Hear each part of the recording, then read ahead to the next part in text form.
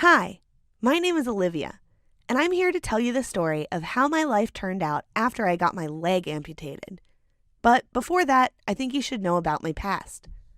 I grew up in a loving home with an amazing family.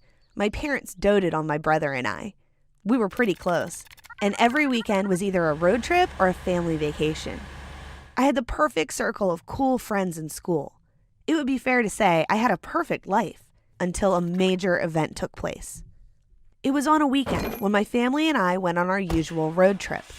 We were singing along to music playing in the car when I saw a big truck heading towards us. It all happened so fast, and I have no memory besides waking up in the hospital. Everything was so blurry when I opened my eyes. I remember feeling sharp pain, with some parts of my body numb. It was a major relief to know my family members were all okay, as I saw them in my room. But I noticed my brother's bandaged arm, and my parents had bruises. They looked happy to see me waking up, although I saw their teary eyes. I tried to roll over, but realized I could not. The pain was so unbearable that I started screaming until a doctor and 2 nurses hurried in and injected painkillers as my parents were ushered out. The shocking moment was when a nurse yanked off the cloth covering my body. At first, I could not believe my eyes. The sight of a blood-stained bandage around my knee and the other leg cast in plaster of Paris was too gory a sight for me that I passed out. I woke up several hours later, sobbing, which woke my mother up, and she held me close as we shed tears uncontrollably. Till now, I cannot explain the state of shock, seeing that one of my legs had been amputated. The doctors explained that the truck fell heavily on the side where I was sitting in the car, crushed my bones, and there was no best option other than to amputate the leg while I was tranquilized. I was angry at myself for not dying in that accident because I couldn't imagine living this way. My life turned into one filled with constant struggle since the day I was discharged because I couldn't do anything by myself anymore, not even take care of my basic needs. Although my family were quite helpful tending to my needs, it saddened me that I brought this upon them. Nothing excited me anymore. I could no longer engage in any activities at school. I lost the drive to go anywhere. Whenever Mom suggested I go shopping with her and my brother, I resisted because I could not stand being assisted in public. The expression on their faces on the day I finally gave in to following them to the mall is beyond words. I really would not have thought of it, but the reason was not far-fetched. A new movie had just been released in the cinemas, and everyone seemed to be talking about it in school. To avoid pitiful eyes from gazing at me, I put on a pair of denim trousers and a t-shirt. It was still noticeable that part of the trousers was empty, and anyone who looked at me longer than I was comfortable with got a scornful look in return. On this day, I took only a crutch, not the pair, instead, to ease movement. My brother escorted me to buy the movie ticket, while Mom went on to busy herself with shopping. He pleaded that I keep it a secret that he won't be staying with me during the movie, and wanted to meet up with his friends in the arcade nearby. I could not blame him. He had 2 legs to move about. I didn't. As I settled into my seat at the back, waiting for the movie to start, a young guy sat in the seat next to me. It made me flinch because I was used to being alone. I noticed he came in with 2 male friends who sat in front. Well, with the lights off, he could not see my legs or the crutch laying flat on the floor.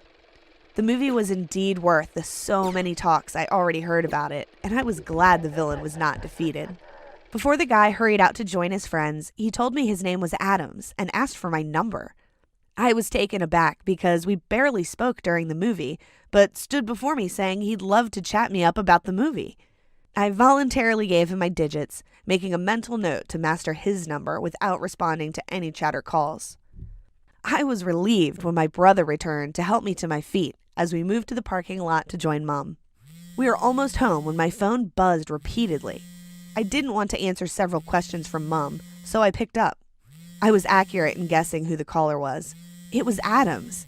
I replied coldly as I noticed my mom and brother grinning mischievously. As I expected, the call ended just as Mom drove into the garage.